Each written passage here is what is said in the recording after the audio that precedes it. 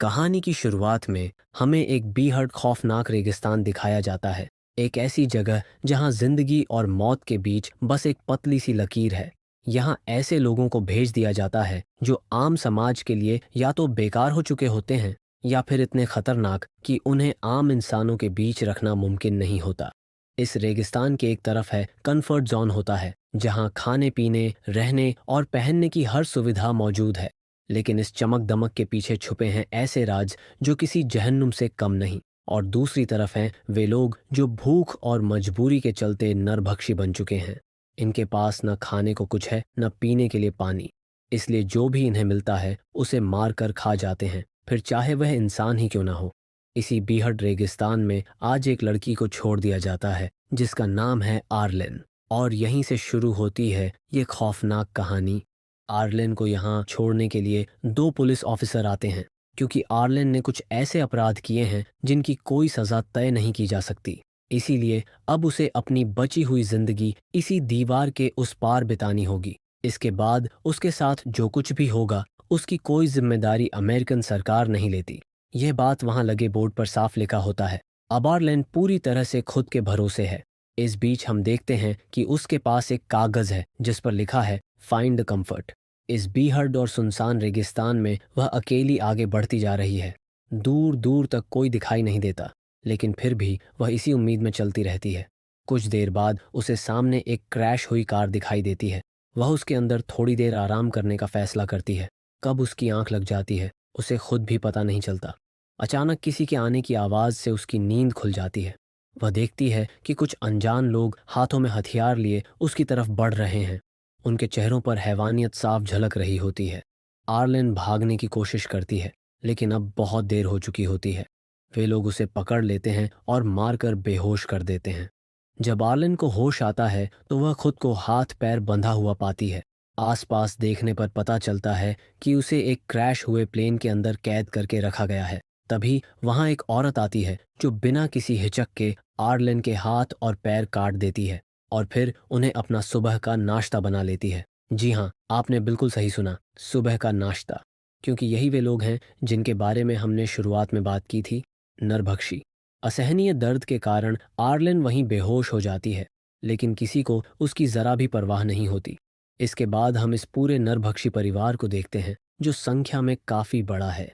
ये लोग अपनी फिटनेस का बहुत ध्यान रखते हैं, लेकिन साथ ही इन्होंने कुछ इंसानों को कैद करके भी रखा हुआ है ताकि इनके खाने में कभी कोई कमी ना पड़े। इसी बीच हम अपने दूसरे किरदार जेसन को देखते हैं जो इसी नरभक्षी ग्रुप का हिस्सा है। जेसन का एक छोटा सा परिवार भी है जिसके साथ आगे चलकर बहुत कुछ गलत होने वाला है।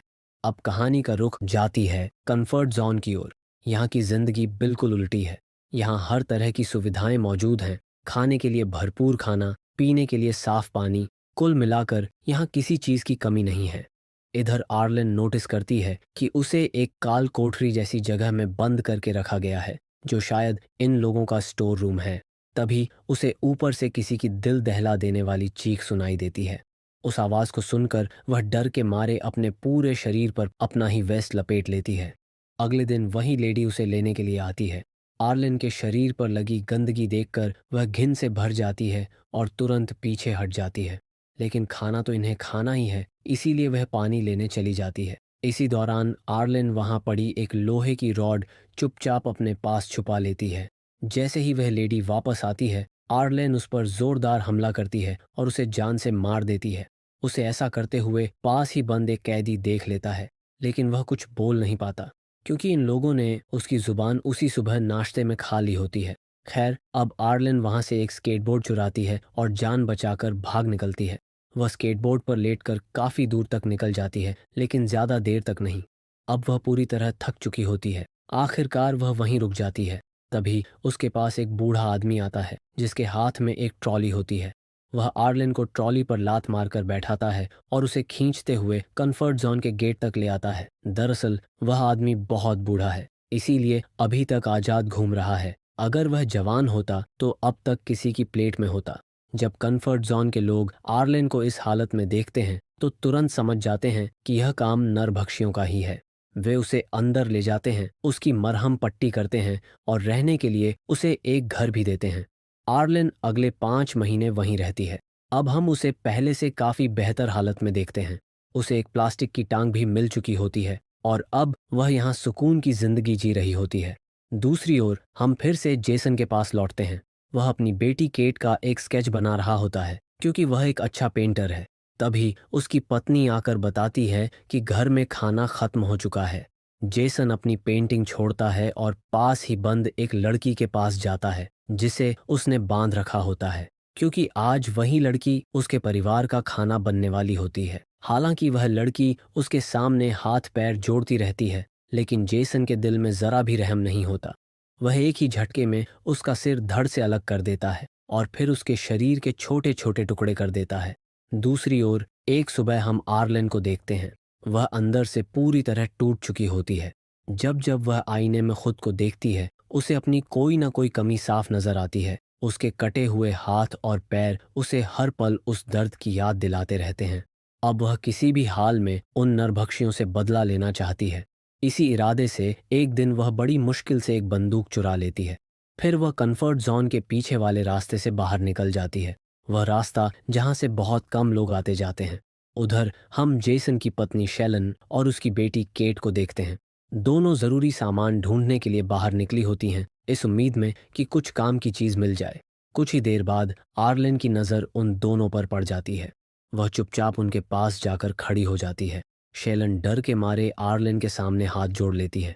वह कहती है कि वह उसे कुछ नहीं कहेगी, बस उसे जाने दे, क्योंकि उसके साथ उसकी छोटी सी बेटी है। लेकिन जैसे ही आर्लेन को पता चलता है कि शेलन एक नरभक्षी है, उसका गुस्सा फूट पड़ता है। आर्लेन कहती है, मैंने भी तुम लोगों से अपनी जान की भीख मांगी थी, लेकिन तुमने मेरे हाथ और पैर काट लिए थे। और बिना एक पल की देरी किए वह शेलन को वहीं गोली मार देती है। केट कुछ समझ ही नहीं पाती कि उसकी माँ के साथ अचानक क्या हो गया। वह बस सन्न रह जाती है। आर्लेन की नज़र उस बच्ची पर पड़ती है। उसे उस पर तरस आ जाता है। वह केट को मारती नहीं, बल्कि उसे अपने साथ लेकर कंफर्ट जोन वापस आ जाती है। रास्ते में उन दोनों को वही बूढ़ा आदमी देख लेता है। वहां केट को एक खरगोश पसंद आ जाता है। आर्लेन उसे खरीद देती है और फिर केट को अपने घर ले जाती है। आर्लेन का मन किसी भी हाल में उस बच्ची को चोट पहुंचाने का नहीं होता, क्योंकि वह जानती है इस सब में केट की कोई गलती नहीं है।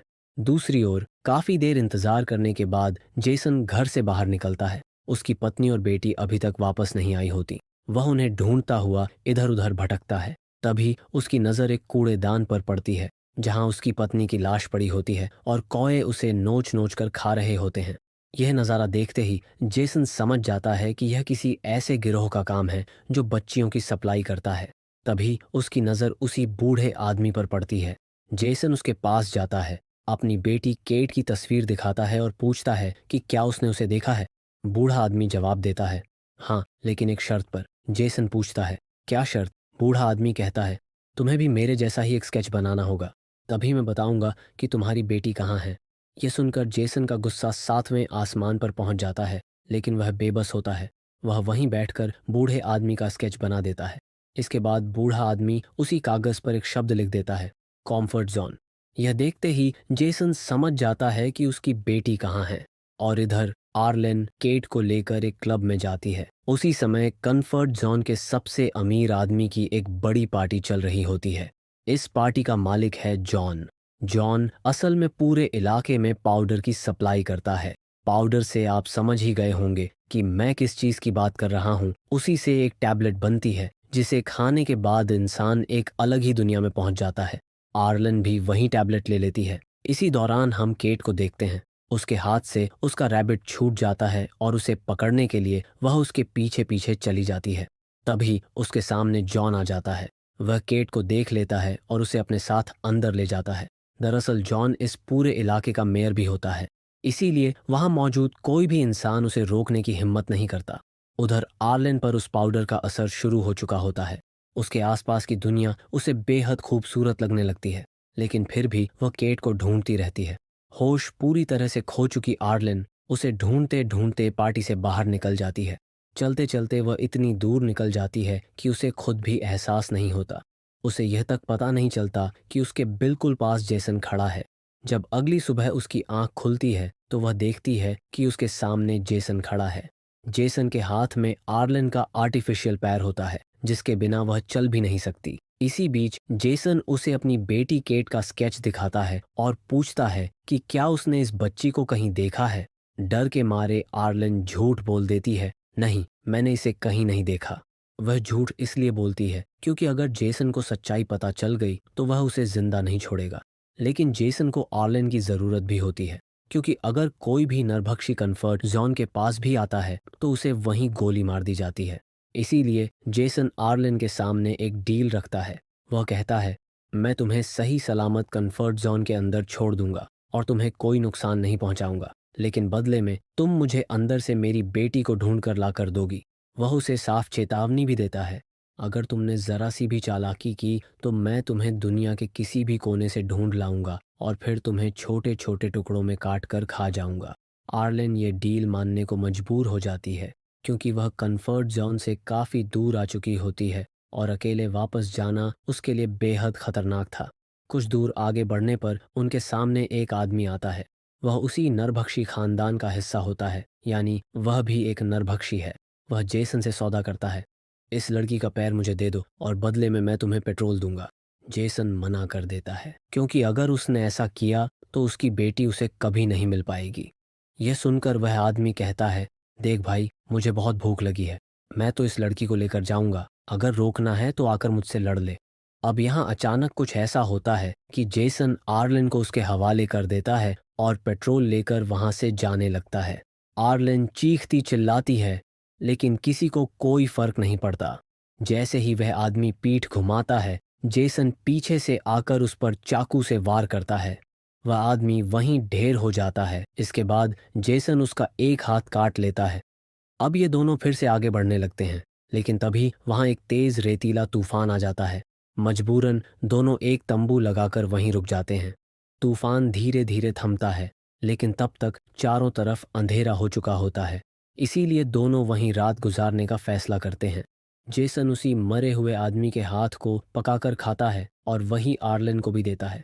दोनों के बीच लंबी बातचीत होती है। वे एक दूसरे को जानने की कोशिश करते हैं। जेसन बताता है कि जब वह 16 साल का था तो वह एक बोट के जरिए अमेरिका आया था, लेकिन बॉर्डर पर उसे पकड़ लिया गया क्योंकि वह गैर कानूनी तरीके से देश में घुसा था। तभी से वह इसी इलाके में रहने को मजबूर है। वहीं आर्लेन अपनी कहानी सुनाती है। वह पहले नेशनल सिक्योरिटी एजेंसी NSA में काम करती थी, लेकिन उसे दुश्मन देश के एक आदमी से प्यार हो गया। प्यार में अंधी होकर उसने उसे अपनी कुछ सीक्रेट इन्फॉर्मेशन दे दी। जब अमेरिका को इस गद्दारी के बारे में पता चला तो उसे यहाँ लाकर छोड़ दिया गया। दोनों एक दूसरे की बातें सुनते सुनते काफी करीब आ चुके होते हैं, लेकिन तभी पीछे से एक गोली चलती है। वह गोली सीधा जेसन को लगती है और वह वहीं जमीन पर गिर पड़ता है। कुछ लोग अचानक वहां आ जाते हैं। वे कंफर्ट जोन के होते हैं। वे आर्लेन को अपने साथ ले जाते हैं और उसे कंफर्ट जोन में छोड़ देते हैं। लेकिन अब आर्लेन का मन वहां बिल्कुल नहीं लगता। वह जेसन को वहीं छोड़कर आना नहीं चाहती थी। इसलिए वह एक बहुत कठिन फैसला लेती है और वापस उसी जगह जाती है जहां उसने जेसन के साथ शाम बिताई थी। वहां उसे जेसन की स्केचबुक मिलती है जिसमें उसकी बेटी केट के कई स्केच बने होते हैं। उन्हें देखकर आर्लेन टूट जाती है। उसे एहसास होता है कि आज केट के खो जाने की कहीं न कहीं वजह वह खुद ही थी। अब वह तय कर लेती है कि किसी भी हाल में वह केट को ढूंढेगी, चाहे उसे कुछ भी करना पड़े। वह वापस कंफर्ट जोन आती है और हर किसी से केट के बारे में पूछती है, लेकिन किसी को भी उस बच्ची के बारे में कोई जानकारी नहीं होती। इधर वही बूढ़ा आदमी दूर आसमान में उड़ते हुए कुछ कौमों को देखता है। उसे शक होता है कि शायद वहां कोई जानवर मरा पड़ा है। वह दौड़ते हुए वहां पहुंचता है, लेकिन वहां उसे जेसन बेहोशी की हालत में पड़ा मिलता है। वह जेसन को बचाने के लिए एक कौवा पकड़ता है और उसे खिला देता है ताकि उसके शरीर में थोड़ी सी जान लौट आए। उधर आर्लेन उदास होकर अकेली बैठी होती है। उसे समझ नहीं आ रहा होता कि अब आगे क्या करे। तभी उसकी नज़र जॉन के पैलेस पर पड़ती है। वहां से कुछ औरतें बाहर निकलती हैं और उन्हीं में से एक औरत के साथ केट भी होती है। आर्लेन उस समय कुछ नहीं करती। दूसरी ओर बूढ़े आदमी की मदद से जेसन अब ठीक हो चुका होता है। वह उसका शुक्रिया अदा करता है और फिर अपनी बेटी को ढूंढने के लिए वहां से निकल पड़ता है। यहाँ आर्लेन उस पैलेस में पहुंचती है जहां कई सारी औरतें काम कर रही होती हैं। वे सभी उस पाउडर को छोटे छोटे पैकेट्स में भर रही होती हैं। ये सब देखकर आर्लेन उनसे गुजारिश करती है कि उसे भी यहाँ काम पर रख लिया जाए। यहीं हमें पता चलता है कि जॉन ने केट को अडॉप्ट कर लिया होता है, क्योंकि उसकी अपनी कोई औलाद नहीं होती। इसी वजह से वह आर्लेन को भी काम पर रख लेता है। इसके बाद एक लेडी आर्लेन को एक कमरे में ले जाती है ताकि उसे अच्छे कपड़े पहनाए जा सके। वॉशरूम जाने का बहाना बनाकर आर्लेन अंदर जाती है और अपने नकली पैर के अंदर छुपाई हुई बंदूक निकाल लेती है। फिर वह उसी लेडी को बंदी बना लेती है और उसे अपने साथ जॉन के पास ले जाती है। आर्लेन जॉन से कहती है, अगर तुमने उस बच्ची को अभी नहीं छोड़ा तो मैं इसे मार दूंगी, और इसके पेट में पल रहे बच्चे को भी। ये सुनते ही जॉन डर जाता है। वह बिना एक पल गंवाए केट को छोड़ देता है। केट को लेकर आर्लेन कंफर्ट जोन से बाहर निकल आती है। उसी समय सामने से आते हुए जेसन उन्हें देख लेता है।